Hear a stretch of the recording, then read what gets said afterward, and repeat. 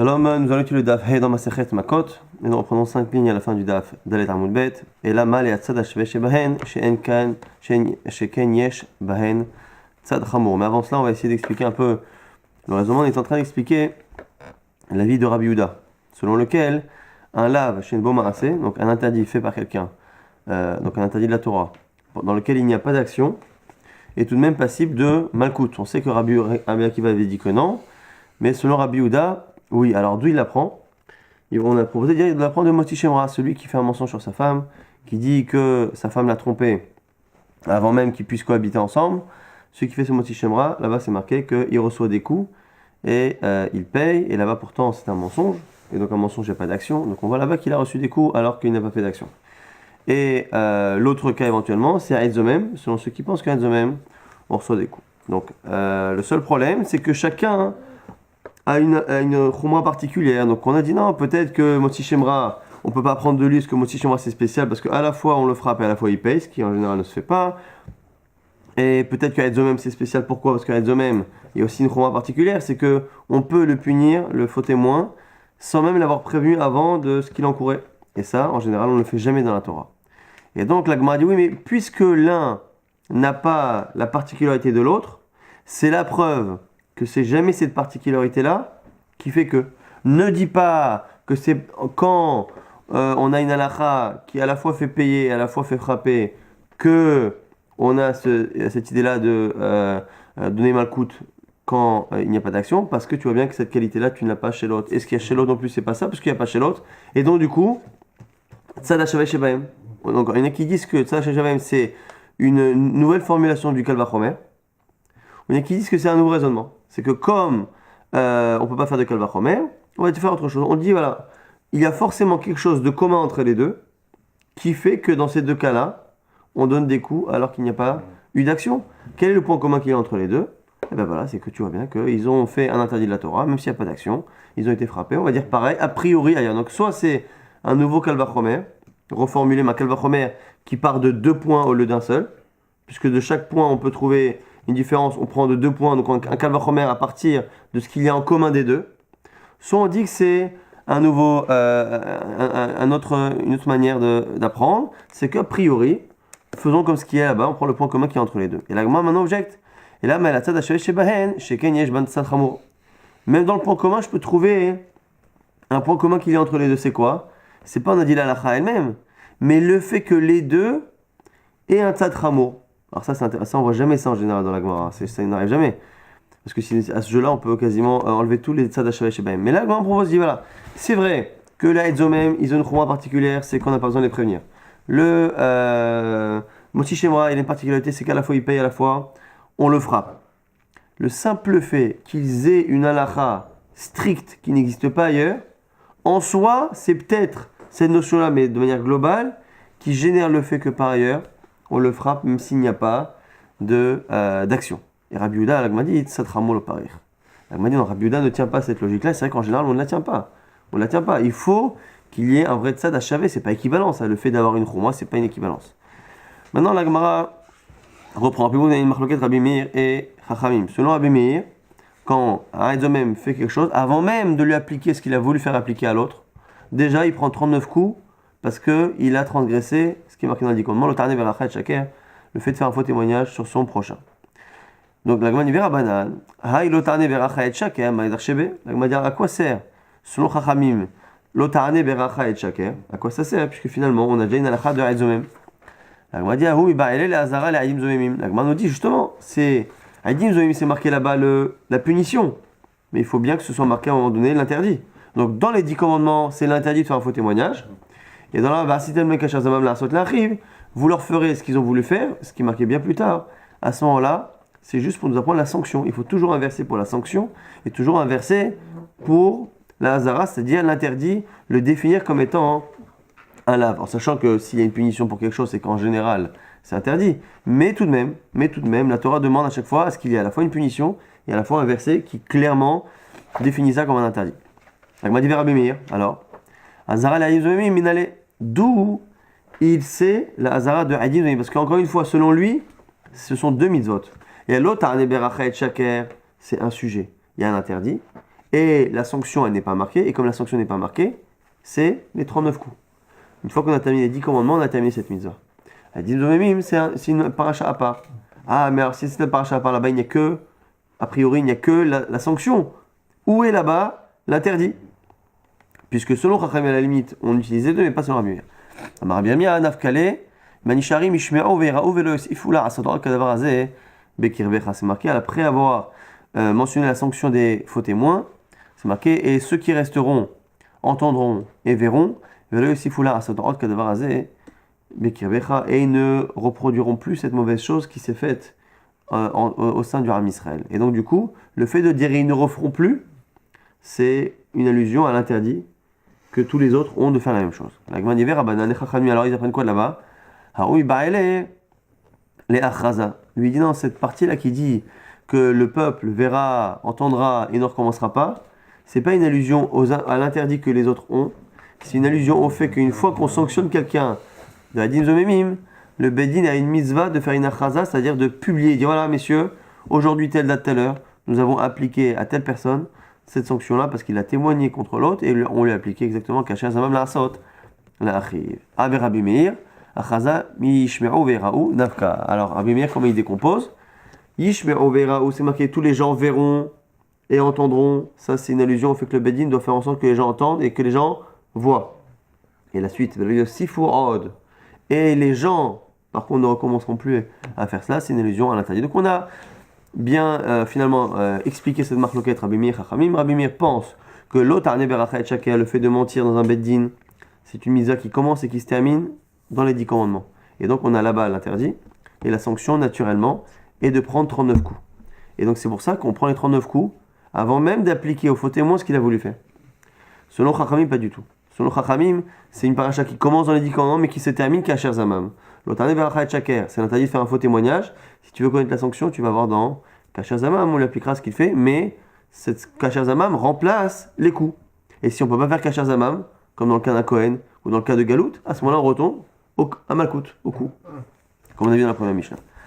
Nouvelle Mishnah qu'on a cité rapidement il y a quelques jours, Meshaleshim Bemamon Ve'en Meshaleshim Bemakot.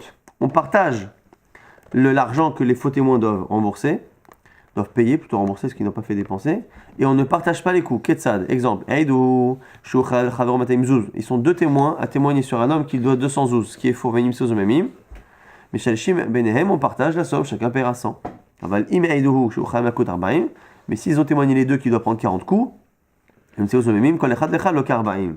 Chacun prendra 40, et non pas 20, la Gemara expliquera pourquoi. Menan Emile, la Gemara dit, donc c'est ça, Marabaye, Neymar, Racha bechayve malkuyot, venma racha bechayve mitot bedin.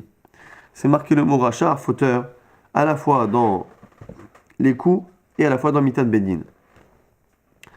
Et donc, de la même manière, nous l'agma ici, mal alan, en mital merza, afkan, en malkut le merza. De la même manière qu'on ne peut pas tuer quelqu'un à moitié. Imaginez, ils sont deux à avoir dit que lui, il est chamita. On dit, bon, écoute, vous êtes deux, mais shalshim, alors on partage. Toi, on tue à moitié, toi, on tue à moitié. Eh bien, donc le fait qu'il y a une certaine homogénéité, on verra souvent ce raisonnement, c'est-à-dire qu'en fait, Malkout, c'est déjà quelque chose, c'est plus, ça ressemble plus à une peine de mort diminuée qu'à de l'argent. Et donc, comme c'est comme une peine de mort, ça ne peut pas se faire à moitié, ça n'a pas de sens. Et donc, du coup, c'est 40. Rava Amar, Beinan, Kasher Zamam La'asot La'achiv Eleika. Rava dit autre chose. Tu sais pourquoi on est obligé de lui faire 40 coups? Parce que la mitzvah est de lui faire ce qu'il a voulu faire. Et comme chacun a voulu lui appliquer 40, il prend 40. Alors, question logique, il y a Achi, ma bonne amie, alors c'est l'argent pareil. Chacun a voulu lui faire perdre 200. Pourquoi chacun ne paye pas 200 si c'est lié à l'intention? La Gemara a dit quelque chose d'assez étonnant. Enfin, Mamon mistaref, malkout lo mistaref. L'argent s'additionne et pas malkout. C'est-à-dire, dans l'idée, il faut que la personne réalise qu'elle est en train de payer ce qu'elle a voulu faire.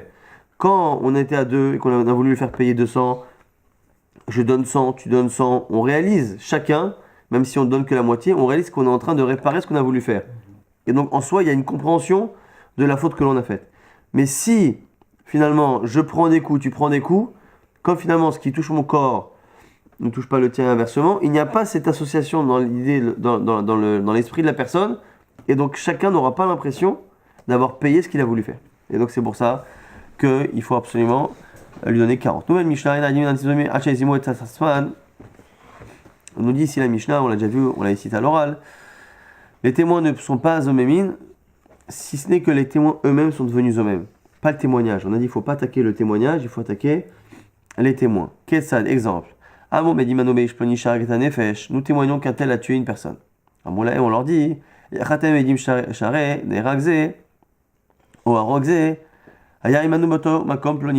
si deux témoins viennent contrer le témoignage, pas les témoins, ils disent mais qu'est-ce que vous racontez? Qu'est-ce que vous racontez? Le jour où tu dis que le tueur était là, moi le tueur était avec moi ailleurs. Ou le tué ou le tueur, c'est pareil, les deux. Un erag vers oreg. C'est pas possible. Le témoignage n'est pas possible parce que la réalité que vous décrivez n'est pas possible. Les témoins ne sont pas eux-mêmes. Si par contre ils disent, comment pouvez-vous témoigner? Vous étiez avec nous ce jour-là, à l'autre bout du pays ou du monde. À ce moment-là, on peut leur appliquer d'une à eux-mêmes et on les tue sur la bouche des nouveaux témoins. Maintenant, dernier cas, c'est intéressant. Imaginez qu'on a donc la première paire de témoins. La deuxième vient dire que la première est Zomem. Et après, on a encore une autre qui va dire qu'ils sont Zomem. Et à la fin, il y en a le dernier qui arrive et dit Afilu mea kula mihagu. Le dernier arrive. Et là, non seulement on croit à chaque fois les derniers, ce qui est déjà assez étrange. Les derniers arrivent et disent écoutez, messieurs, vous étiez tous avec nous au Stade de France. Et là, les deux derniers rendent Zomem les 100, enfin c'est un exemple, mais sans limite, on peut rendre Zomem tous. Alors Abiuda, justement, là, il dit c'est un peu trop, alors mais il statit, il y a un problème là, on voit bien qu'il y a une magouille dans l'histoire. Mais non, Erag et la Katrishona Bilvad, et malgré cela, Abiuda il dit et on ne tue que les premiers. Alors Agmar va dire je comprends pas, tu es en train de dire que la situation sent trop la malhonnêteté, donc on les croit pas. Les derniers, on est en train de dire que les 200 qui sont venus avant, ils se sont contrés, ils se sont opposés, ils se sont confirmés. Rien, ils sont tous faux témoins. Et toi, tu arrives et tu dis que c'est faux, ce que je peux comprendre, de dire que les deux derniers qui disent que les 100 sont faux témoins, c'est faux. Alors pourquoi on tue les premiers? Pourquoi les premiers? Si c'est faux, on tue personne. L'Agmara expliquera tout ça. Mais là, l'Agmara revient sur ce principe-là qui nous dit que on doit rendre eux-mêmes les témoins eux-mêmes et pas le témoignage. Ravada nous dit, Damar crasse le verset, Veina et Sheker Aed, Sheker Ana Be'achiv. Lorsqu'on parle des témoins eux-mêmes, il y a et Sheker Aed, Sheker Ana, on dit que c'est un faux témoin, le témoin. Aed Sheker Aed, Sheker Ana Be'achiv, et donc c'est un faux témoin. Aed Sheker Goufa, c'est le fait d'appuyer sur le fait que c'est un faux témoin, le témoin, c'est qu'il faut vraiment que ce soit le témoin qui est faux et non pas le témoignage. La Torah aurait pu dire il a témoigné un faux témoignage qui est faux, ou un faux témoignage, le témoignage. Mais on ne parle pas du témoignage, on parle du témoin. Le témoin se retrouve à être un faux témoin, le témoin. Et le fait qu'on appuie sur la nature du témoin et non pas sur la nature du témoignage, ça prouve que tout le din de Zomem se fera en fonction de la nature de la personne et non pas de la nature de ce qu'il dit. De Rabbi Ishmael Tana, autre source, ici que cite le Bétamidrash de Rabbi Ishmael, la Anot Bo Sarah. Lorsqu'un homme, un témoin va se lever contre quelqu'un, la Anot Bo Sarah, pour dire quelque chose qui est faux. Et là-bas, on dit Sarah. Et Sarah, l'Agma nous fait une dracha, H et Tisere Goufa chez la Edout. De là, on voit qu'il faut que ce soit l'essentiel même de la Edout qui soit, ou Sarah qui soit écarté. Donc là aussi, pareil, c'est le fait de dire que c'est le témoin qui doit être écarté et non pas le témoignage. Donc que ce soit une source ou l'autre, on voit que c'est le témoin en lui-même qui a l'air d'être important, plus que le témoignage. Amar Rava nous donne quelques petites situations. Baoushnaïm Amrou, Bemizrach Bira, Rak Ploni et Tanefesh. On est à l'est de tel endroit, cette personne a tué. Baou Shnaïm Amrou, et d'autres disent, Allo, Bemarav Bira, et maintenant vous étiez à l'ouest de ce, on va dire, c'est un immense complexe, vous étiez à l'ouest à ce moment-là. On regarde Chazinan Im qui est Kaimé Marava Bira Mechaza Chazoli Mizrach Bira. Si quand on est à l'ouest, on voit quand même ce qui se passe à l'est. En Elo Zomemin. Ils sont pas Zomem. Ve'im Lav Are Elo Zomemin. Donc on regarde si c'est possible. Eux disent avoir vu quelque chose à l'est. Mais d'autres témoins disent qu'ils étaient à l'ouest. Alors Agma dit si il est possible de conjuguer les deux, c'est-à-dire que ce qui dit des nouveaux témoins, c'est vrai, c'est-à-dire qu'ils étaient à l'ouest, mais ils ont pu voir ce qui se passe à l'est. Ils n'ont pas dit qu'ils étaient à l'est, ils ont dit on a vu ce qui s'est passé à l'est. Si on voit que c'est possible, oui. Alors m'a dit mais c'est évident. C'est évident que si c'est pas possible qu'ils aient vu la chose, ça va être de même. Non, pshita, pourquoi Maoud était les chouch linora baria, kamashma. T'aurais pu penser que on craint que la personne ait une vue surdéveloppée. Alors, vous allez me dire, ça paraît un peu bizarre. Pas forcément, je vais vous dire pourquoi. Parce que nous, on a vu, il y a quelques semaines dans Masechet Sanhedrin, un homme qui voit un type courir après son copain avec un couteau. Ils rentrent tous les deux dans une grotte, il n'y a personne dans la grotte. Il ressort, le type avec le couteau ensanglanté et l'autre en train d'agoniser. On dit, celui qui va témoigner qu'il a vu un meurtre, on lui dit, tu n'as rien vu, Racha, tu n'as rien vu. Pourquoi? Parce que pour accuser quelqu'un et pour le mettre à mort, il faut avoir vu la chose à 100%. Pourtant là-bas, il est impossible que quelqu'un d'autre l'ait tué, et donc on sait qu'il l'a tué. Or on voit ici, c'est peut-être ça aussi le chidouche, c'est que dans Haetzomem, on ne cherche pas à avoir la certitude qu'ils étaient ailleurs et qu'ils n'ont pas vu. À un moment donné, on s'appuie sur la probabilité. Il est improbable, ou quasiment impossible, qu'ils aient vu à l'ouest ce qui s'est passé à l'est. Ça suffit pour dire qu'ils sont Haetzomem, on va les tuer. Et vous avez vu que ça est pareil pour la suite. Rava dit la même chose. Dans la ville de Soura, le matin, dimanche, Chad Beshabta, c'est le premier jour de la semaine, Shabbat c'est la semaine, donc dimanche, un tel a tué un tel. Et deux disent, qu'est-ce qu'on raconte? Befania, Chad Beshabta, Emmanuelite, Benardia. Le soir même, donc dimanche soir, vous étiez à Nardia. Chazina, Nimitzafra, les Pania, Mazé, Azin, Missoura, Nardia. On regarde, on vérifie. Est-ce que il est possible que les deux soient vrais? C'est-à-dire, peut-être qu'ils étaient vraiment à Soura le matin, à Narda le soir, on regarde les trajets, si c'est possible, oui, sinon non. Là, vous avez Veimlav, à vous avez dit, Pshita, c'est évident que si ils disent qu'ils ont vu quelque chose le matin à un endroit et que le soir on sait qu'ils étaient ailleurs sans qu'il y ait possibilité d'aller de l'un à l'autre, la dit là aussi non. Les rouges, les gammes la pacha, kamashmala, tu aurais pu penser qu'on craint l'existence de chameaux volants, de l'avion avant l'heure. Alors, là aussi, c'est quoi l'idée? C'est pas réellement qu'on croit au chameau volant, mais c'est est-ce qu'on peut tuer quelqu'un avec simplement une quasi-certitude ou est-ce qu'il faut voir la chose? Et là, ici, en l'occurrence, on voit que la quasi-certitude suffit. Alors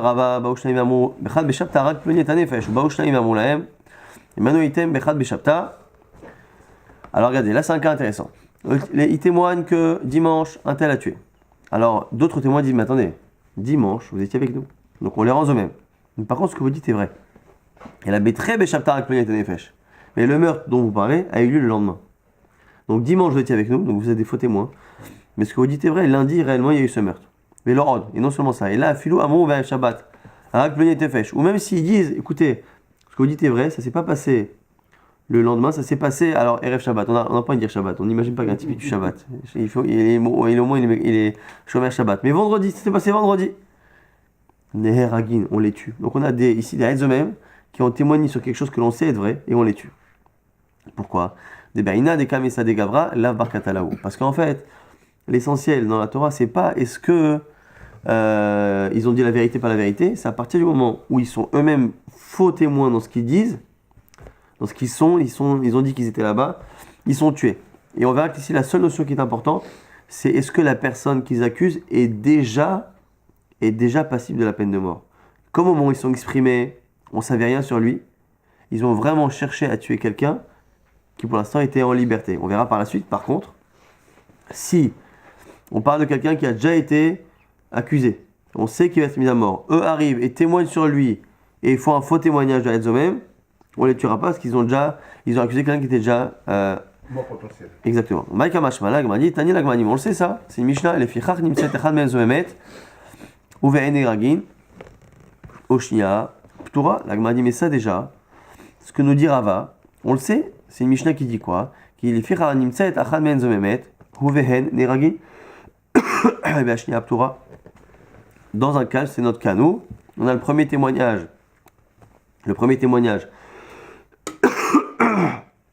Pardonnez-moi, contre quelqu'un, ce témoignage-là s'avère être faux, mais en même temps, il est faux pour les témoins. Mais l'idée est vraie.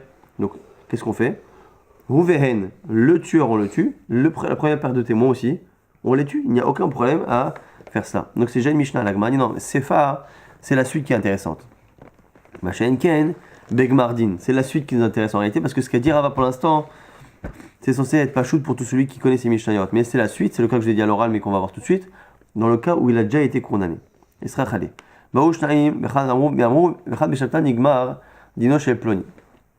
Deux types viennent dire, voilà, telle personne a été condamnée dimanche. Qu'est-ce qu'on racontait dimanche, vous étiez avec nous. Il a été condamné vendredi. Même s'ils disent qu'il a été, on va dire, condamné ici lundi, on ne les met pas à mort, Gavra bar Katalahu, parce que il a plus ou moins été jugé avant, et donc, à partir du moment où quand les nouveaux témoins viennent dire que il a été condamné, puisqu'il était déjà condamné, ici on ne dira pas, on leur fera ce qu'ils ont voulu faire. Ils n'ont pas voulu tuer quelqu'un parce qu'il était déjà condamné à mort. Pareil pour le knas, pour l'argent. Celui qui dit, tel jour, dimanche, un tel a volé et a fait la shrita ou a vendu, ce qui fait que la personne doit payer 4 fois ou 5 fois la valeur. Ce dimanche-là, vous étiez avec nous. Et la Betre Beshapta, simplement c'est lundi que ça s'est passé. Ganav Tava Mecham Meshalemim, on les fait payer. Velorod El Afilou Amrou Ered Beshabat. Ganav Etavar Betavach Machar Meshalemin. Devaina Dekamesa de Gavra la Bartashtumin. Ou pareil, le même cas tout à l'heure, c'est-à-dire qu'à partir du moment où, au moment où ils ont accusé, la personne n'était pas accusée, ils ont vraiment voulu lui faire perdre de l'argent et donc ils paieront. Baoushnaim Amrou Mechad Beshapta Ganav Etavach. Ou Machar, dans le cas où c'est différent, c'est-à-dire ils ont accusé, ils ont dit que dimanche ils ont vu que la personne avait volé, shrité, ainsi de suite. Nigmar Dino. Et ils disent qu'il a été condamné. Ou Baoushnaim Amrou Bechad Beshapta Imano Item. La Erev Shabbat, Ganav et Tavar ou Machar, Nigmar Dino, Velorod et la Filo Amrou Bechad Beshapta Ganav et Tavar ou Machar. Betre Beshapta, Nigmar Dino, En Meshalemin. Dans le cas où les personnes ont dit vrai, simplement, en réalité, le Gmardin, il a été avant le jour qu'ils ont annoncé, ou même après le jour qu'ils annoncent, tant que c'est avant qu'ils viennent eux-mêmes au Bedin. Donc la discussion, eux, ils viennent, on va dire qu'ils viennent jeudi.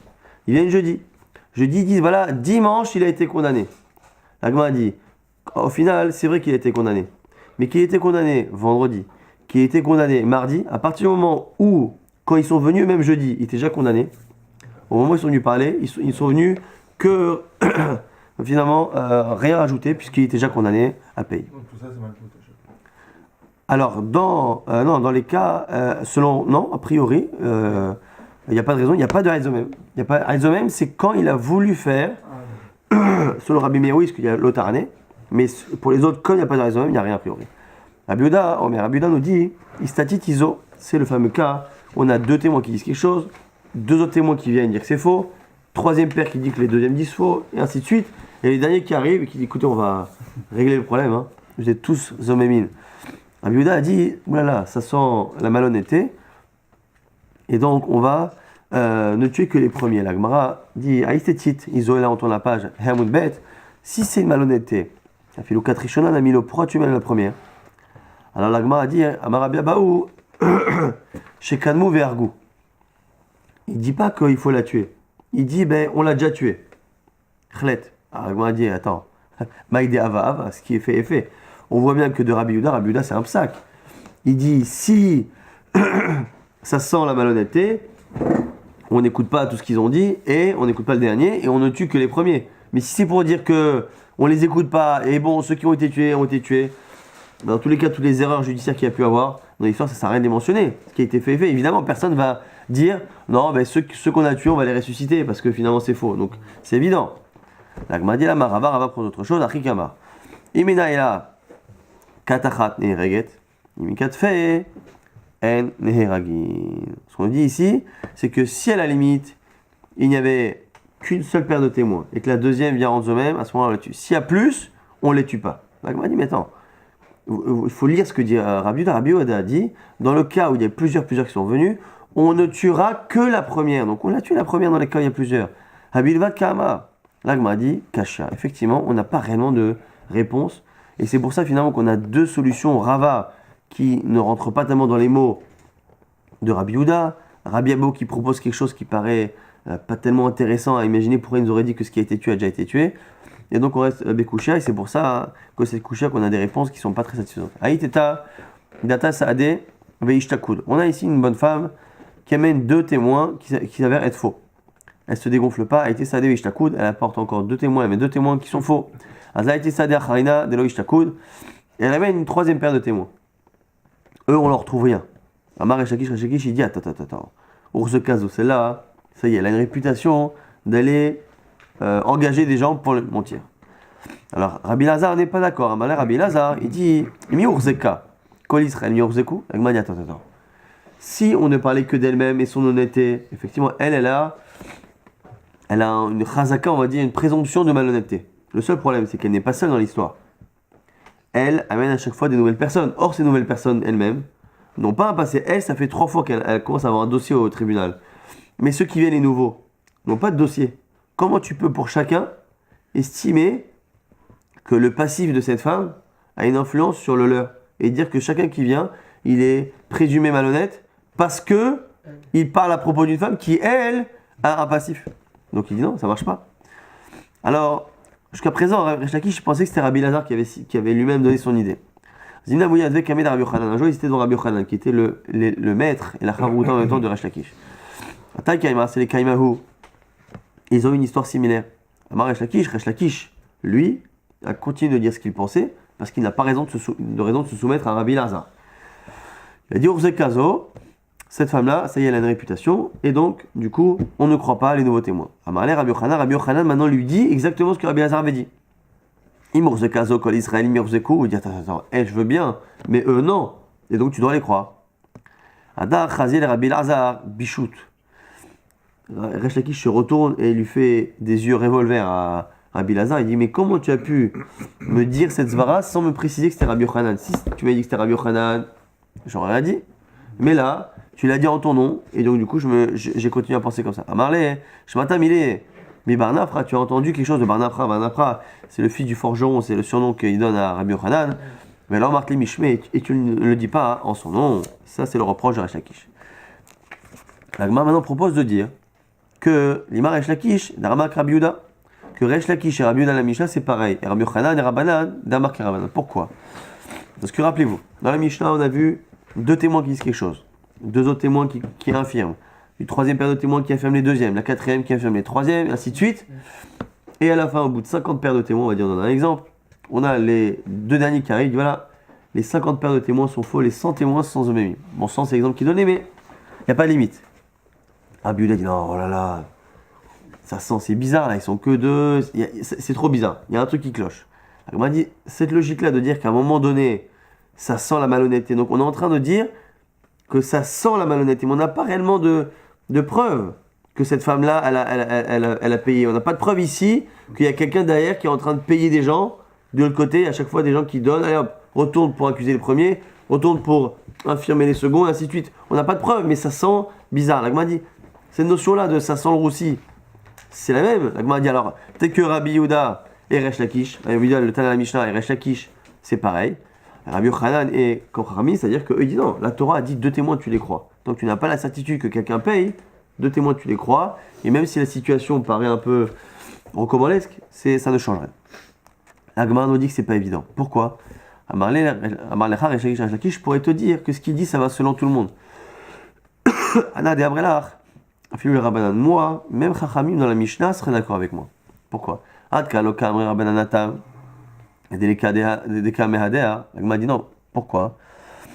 Parce que dans le cas de la Mishnah, on a deux témoins, et il n'y a personne qui les amène les témoins, c'est eux-mêmes qui viennent. Chez nous, c'est la femme à chaque fois qui vient. Ah, j'ai deux témoins. Ah, j'ai deux témoins. Je dis, attends, là, on se doute qu'il y a un donateur derrière, une donatrice. Mais chez moi, comme c'est une femme qui a l'air de les amener à chaque fois, c'est évident qu'il y a de quoi. Donc même Chachamim dans la Mishnah aurait trouvé la situation un peu louche. Rabbi Yochanan dira, Un adamré a filé le Rabbi Yehuda. Que moi, ce que je dis, que dans le cas de cette femme, on ne doit pas craindre quoi que ce soit, ça va même selon Rabbi Yehuda qui dans la Mishnah lui craint les situations malhonnêtes. Pourquoi? Adkan, Okama, Rabbi Yehuda, Tam, Namrinan, Atukule Alma, Gabéane, Avouyat. Mais pourquoi?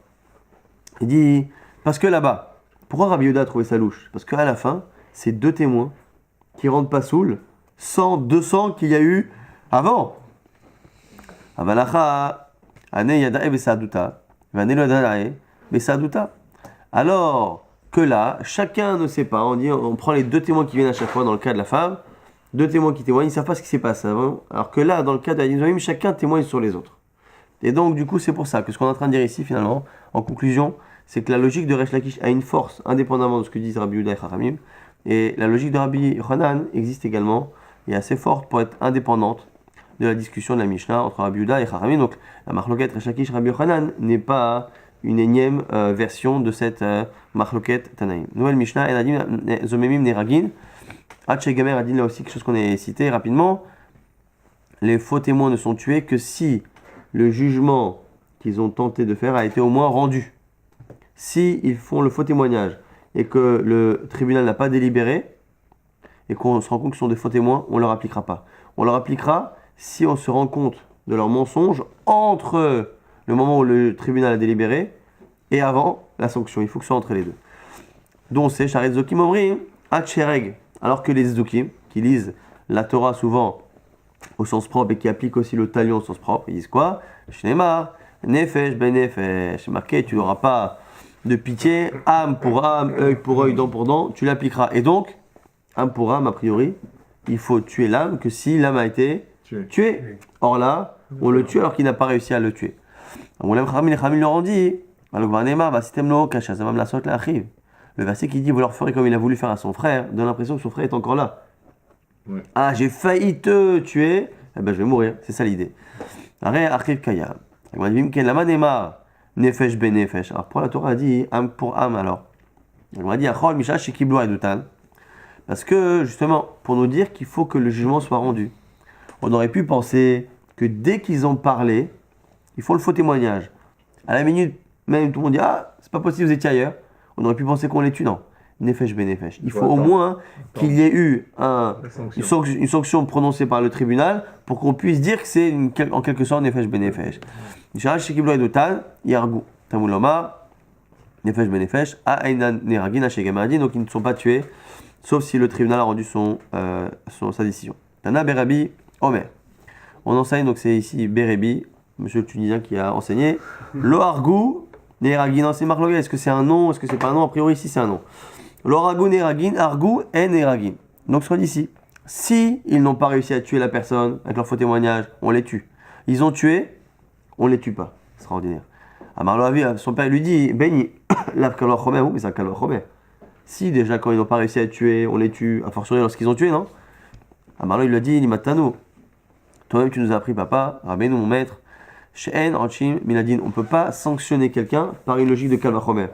Si déjà ça, c'est telle sanction, a fortiori telle autre action qui est plus grave, qui aura cette sanction qui n'est pas marquée dans la Torah. Et Kazedava. En Rachim Miladin. Tania, l'agma nous dit, après une braïta. Ish, Shaikar Hatachoto Batavio Batimo, la Torah nous dit, un homme qui a une relation avec sa sœur, soit la fille de son père, soit la fille de sa mère. Donc sa demi-sœur. Et ni la bataviv chez le bâtiment chez le bataviv. Si je regarde le verset, on ne parle que des demi-sœurs. Celle qui est la demi-sœur du côté de son père ou de sa mère. Bâtiment bataviv minaïn. Celui qui a une relation avec celle qui est à la fois sœur paternelle et maternelle. Sa vraie sœur. Tamoul Lomar, il faut rajouter. Ervat Achoto Gila. Il a dévoilé la nudité de sa sœur. C'est vraiment incroyable. Elle m'a dit ah chez Lomar. Et je l'ai bédine, mais avant que tu me le dises, il y a déjà une logique. Pourquoi? Si déjà la demi-sœur d'un côté ou de l'autre, c'est Khamita, Batavi au bâtiment, le kol sheken, on va pas dire a fortiori pour la sœur. À la mata, chez un tu apprends qu'on ne peut pas punir Minadine. L'agma va même plus loin. Même pour définir ça comme un lave, comme un interdit clair de la Torah, mais si on sait que c'est interdit, pour qu'on le définisse comme un lave en tant que tel, il faut aussi que ce soit marqué par, que ce soit déduit. En Esh, Shamano, Azara Minaïn, dont c'est pour l'interdit. Tamoulomar, pareil. La nudité de ta demi-sœur, du père ou de la mère, tu ne dévoileras pas. Et la bataviv chez le batimo chez le bataviv, on a l'impression que c'est que les demi-sœurs. Bataviv ou batimo miaïn, la vraie sœur. Donc on sait, bat esh tavicha moled tavicha achotrahi. La nudité de la fille de la femme de ton père, tu ne dévoileras pas. Et donc on rajoute la sœur Hachelo Yomar. Et Shimnani la dit, mais ça j'aurais pu le déduire.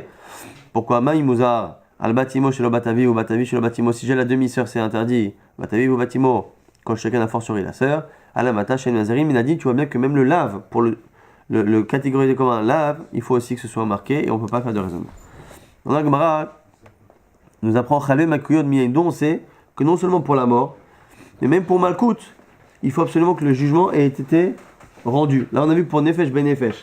Grâce à Nefesh Ben Nefesh, on a dit qu'il faut que le jugement ait été rendu pour qu'il ait failli tuer une âme, pour qu'on puisse lui enlever son âme.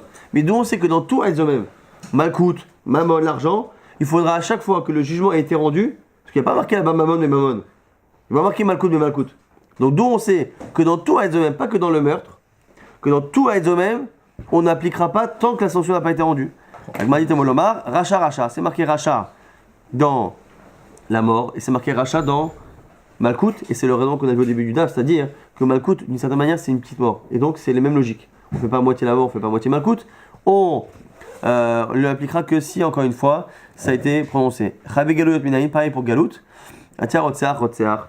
Pareil pour Galout, parce qu'il y a Rotsear qui est marqué dans le meurtrier qui va être mis à mort, et c'est marqué aussi pour Galout. Tania, Amar Abida Ben Tabai, Reben Achama, il jure, en disant que si c'est pas vrai ce qu'il dit, il ne verra pas la consolation de Jérusalem, même s'il a dit qu'il verra, mais c'est une manière, mais la chose sagina. Or, il me l'aura dit à Etzomem.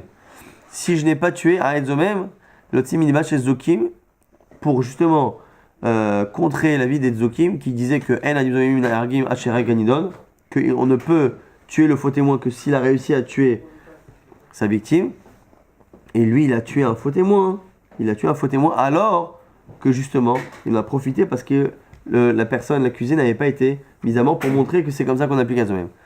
Alors avant Rabbi Shimon Ben Shetar lui a dit, moi je jure que tu as versé le sang d'un innocent. Pourquoi? Parce que tu t'es trompé sur autre chose. Il faut que les deux témoins soient rendus Zomem. Or toi, il n'y en a qu'un seul qui était Zomem. Et tu l'as tué. Tu peux ni frapper ni tuer si les deux. Et donc du coup, il a voulu absolument contrer une halakha des Zokim, il a eu raison là-dessus, mais il s'est trompé par rapport à autre chose. Et l'Agma nous rapporte une petite histoire. Miyad Kimel Alav Yehuda Ben Tabai Sheno More Oraa et là Livner Rabbi Shimon Ben Shetar. Il a pris sur lui de ne plus enseigner si ce n'est devant Rabbi Shimon Ben Shetar. Et Kol Yama chez Rabbi Yehuda Ben Tabai Aya Mishtater Al Kivro Shel Oto Aed. Et toute sa vie il est parti demander pardon sur la tombe de ce témoin qu'il a mis à mort. Mais la colonne Ishma, et il pleurait tellement fort que les gens entendaient sa voix depuis la ville. Et comme il ne savait pas qu'il était lieu là-bas au cimetière, les gens pensaient que c'était le témoin mort qui criait sa vengeance. Amar, Koli, Shelihu. Il a dit, mais c'est ma voix. T'es donc la preuve. Et Macharoumet, quand il sera mort, mais c'est lui-même, quand je serai mort, et une colonne Ishma, la Gemara a dit, on n'entendra plus la voix de cette personne que je serai mort. La Gemara a dit, Amaler, Avacha, Bere, les Rava, les Ravashi. La Gemara a dit, attends, c'est pas une preuve. Pourquoi? Dilma Bedina, Kambade, parce que le jour où il est mort, on a pu dire peut-être que là-haut, on les a jugés tous les deux, et du coup on a fait la paix entre les deux.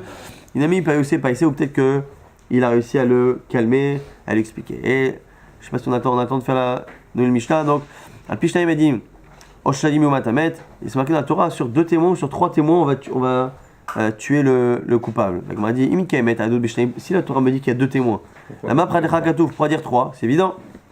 La Lakish le Shtaim pour nous dire qu'il y a ressemblance entre les deux. Mash Shamezim Tashnaim, Afshnaim, Yazumot Tashalosha, de la même manière que 3 témoins peuvent rendre un témoignage de 2 témoins faux, et bien 2 nouveaux peuvent dire que les 3 premiers sont Zomem. Muminaïm, dont on sait, Philomera, Tamulomar, Adim, et dont on sait que le chiffre ne dépend pas ne change rien, c'est le mot Adim qui veut dire que c'est une question de témoins. 2 témoins peuvent rendre Zomem les 100 premiers. Rabbi Shimon Omer, Mashnaim Menaneragim, Acheyush Neim Zomemin. La Gemara nous dit, on apprend autre chose sur Rabbi Shimon, on apprend l'homogénéité de la redoute. Il faut que toute la redoute soit Zomemet pour qu'on puisse appliquer le din. S'ils sont 2, il faut les 2. S'ils sont 3, il faut les 3. Pas 2 sur les 3. Minaïn Philomea, et même d'où c'est sant, Moulomar, Aïdim, c'est le mot Aïdim. Rabbi Akiva Omer, Loba Shelishi Leakel, et là l'Achmir Alav, la Sot Dino qui Otse Baelou. C'est pas venu pour être Mekil, mais c'est venu pour être Mahmir. Et Imken, Anashakatou, les Nidpal, les Ovre Avera, qui Ovre Avera, Alachat Kama Vekama, Yishalem Sachar, les Nidpal, les Osemizva, qui Osemizva. Donc, on verra un peu mieux dans le DAF de demain, mais en tout cas, l'idée encore une fois, c'est de comprendre dans cette Mishnah qui se poursuivra dans le DAF de demain, de comprendre quelle est la raison pour laquelle on a finalement comparé, mis sur le même plan, une haïdoute de 2 avec une haïdoute de 3.